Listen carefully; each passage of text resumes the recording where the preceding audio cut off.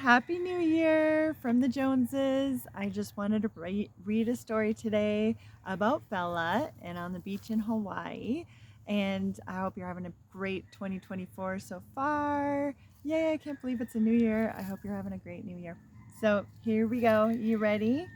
I am ready. This is from my book, Meant to Be by Becka L. Jones. And here we go. Bella loves the beach, and she takes after me being a beach girl. My husband Lonnie and I lived in Oahu, Hawaii, in a big house in Makaha, and the beach was just steps from our house. It was beautiful, and we enjoyed every minute of it. Every day when I would tell Bella we were going to go to the beach, she would whine in excitement and run to the door, waiting in anticipation for her leash to be strapped on. When the door opened, she would rush down the driveway to the street and onto the path to the beach. I could say the word beach even when she was in a deep sleep, and she would jump up and run to the door ready to go. At the beach, I would tell Bella, take her off the leash, and she would run and play with her doggy friends. She loved running the whole stretch of sand, and I would lag behind trying to keep up with her. Her and I would run along the ocean almost daily with her paws flipping the hot sand up into the air and her tongue hanging out the side of her mouth. Bella really enjoyed the beach life. She could run forever and never tire. She would be at the shoreline, and when a wave would push its way up the sand, she would run away from the turbulent water.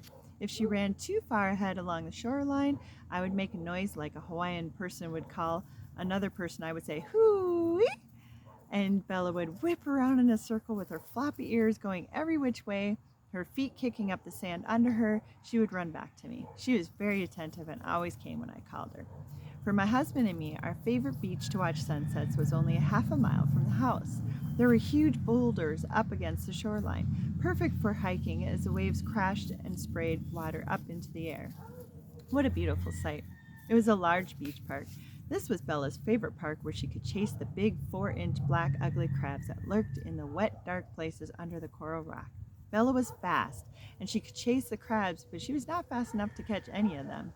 In the wintertime, the waves were big on the west side of the island, and at the beach by my house, sand had been pulled way up out of the huge 20 to 30-foot waves. It left massive coral rock exposed for all to see. The waves pushed up on the sand and lapped at the coral, then pulled back into the massive ocean again.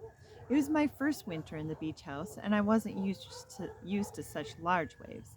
The endless beach of sand that Bella and I ran every day was gone. It was something I would have to accept, the change in seasons, like most of us. One morning, as Bella and I walked along the coral, she started hunting for the large crabs. I stopped walking and watched the waves. I could almost predict when the waves were going to crash on the shore and pull back out again. Waves usually came crashing in on the shore in sets of three, so it would push in, then pull out, and push in again, pull out, push in again, pull out, and then take a brief break before it would do it all over again. Today it was more turbulent than usual, very choppy and unpredictable. I started walking on the hot sand and paid close attention to the waves so they wouldn't push me down or pull me into the ocean. When the waves would pull back out, Bella would run ahead and look over and under all the rock and coral shelf, just waiting to see if she could find a large crab. Ahead of us, there was a huge reef shelf. Sometimes waves would push large shells from the bottom of the ocean, and they would end up on the beach or hidden in a coral shelf. I always liked to search for pretty shells on our walks. As we reached the large clump of coral close to the water, Bella ran around having so much fun looking for these crabs. She stayed close to me as we waited for the waves to crash and roll on the shelf, then pulled out and crashed again. At one moment, the water was just a trickle at our feet, and the waves were pulled back an unusually long time. I looked at this large flat shelf and thought it would take us less than 30 seconds to cross this one area. The wave was still pulled back, and it didn't seem to want to come in, so I took the chance and yelled to Bella, "Let's run!" As we ran across the shelf, the water was calm, so we were barely wet. We were almost on the other side when I heard a rolling thunder. In a second's time, a large wave was coming our way. I looked at Bella, who was about 4 feet in front of me, chasing a crab and not paying any attention to an enormous wave that was only feet away from her. She looked up when the wave billowed right down over her. The wave knocked me down as well. And as I picked myself up, I looked over the large amount of water surrounding me, and I couldn't see Bella anywhere. The waves were just rolling in, and they would not stop. I knew they were pushing Bella down and not letting her up. The waves were so sporadic as they were pushing and pulling and going every which way. I didn't see Bella, and I was praying hard for God to save her. God told me to reach my hand into the water, so I did. I felt her fur, but the water pulled her away. I knew I had only seconds before the wave was going to pull her back out again.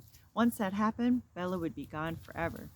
I felt around and Bella bumped into my hand, so I was able to grab her collar and pull her up. She choked and sputtered as I held her closely and walked up on the beach. It was a close call. My little girl almost died. Thankfully, she was fine, but from then on, Bella never went into that ocean again.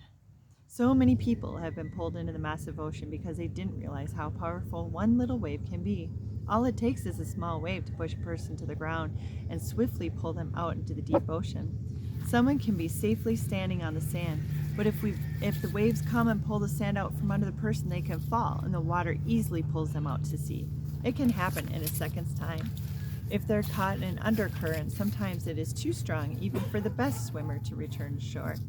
This situation may end with a person drifting out to sea, never to be found again. True story. It has happened more frequently than people think. I have seen rescue helicopters flying all over the ocean at least 2 or 3 times a week by our home in Makaha. Many times the rescuers never even found the drowned victims, sadly. Now back to Bella. She had the run of the beach house and the yard, and in the house she loved to chase all the little geckos that would skitter across the walls or ceilings with their little sticky feet. They were green or brown little lizards that the Hawaiians considered good luck if one were found in the home. Geckos looked like the little Geico lizard, if you have seen that commercial.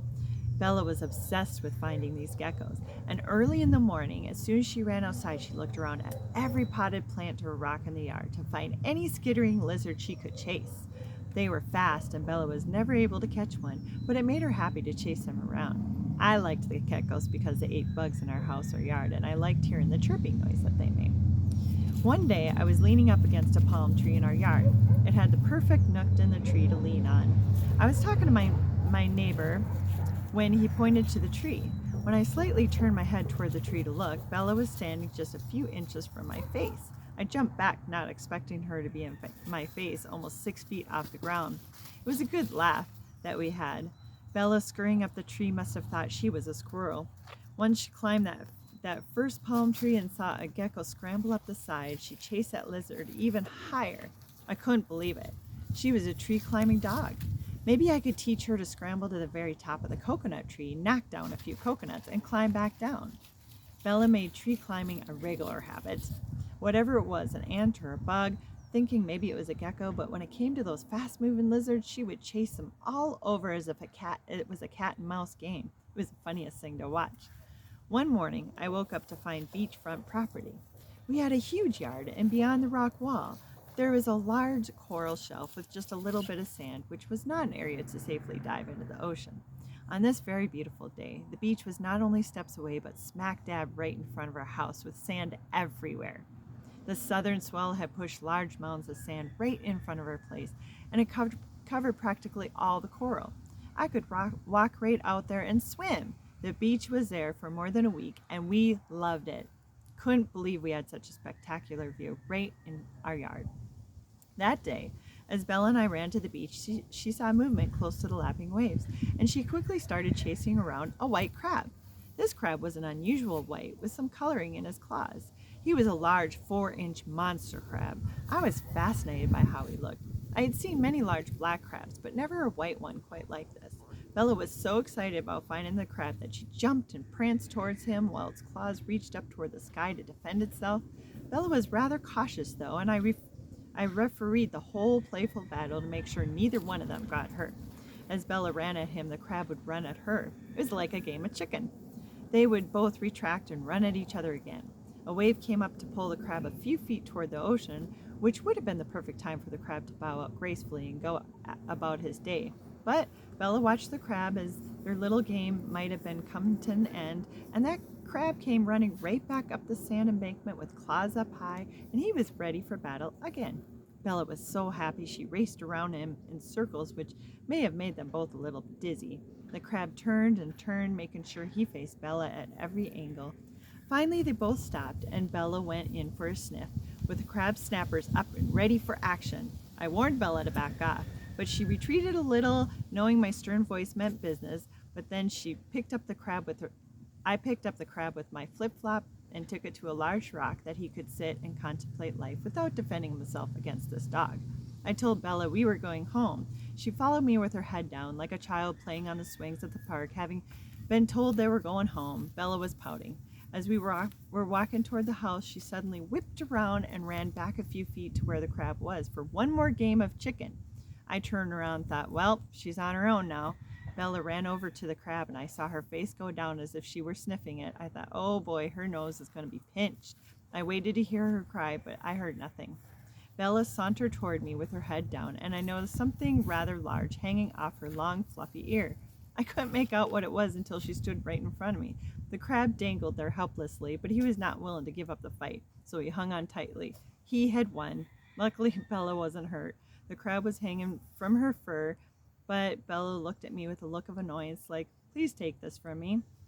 I laughed as I brushed the crab off her ear, then picked the crab up again with my flip-flop to return him to the shallow water.